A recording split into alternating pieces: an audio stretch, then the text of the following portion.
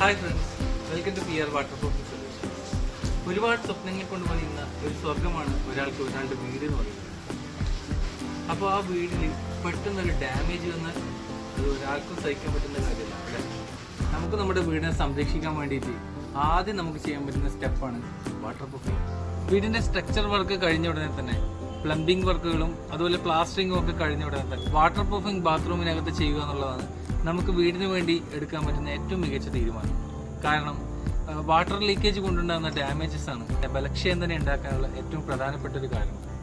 അത് ആദ്യം തന്നെ പരിഹരിക്കുക എന്നുള്ളത് ഏറ്റവും നല്ല കാര്യം തന്നെയാണ്. ആദ്യഘട്ടത്തിൽ തന്നെ വീട്ടിന്റെ ബാത്റൂമിനകത്ത് വാട്ടർ പ്രൂഫിംഗ് ചെയ്യുക എന്നുള്ളത് തന്നെയാണ് ഏറ്റവും മികച്ച തീരുമാനം.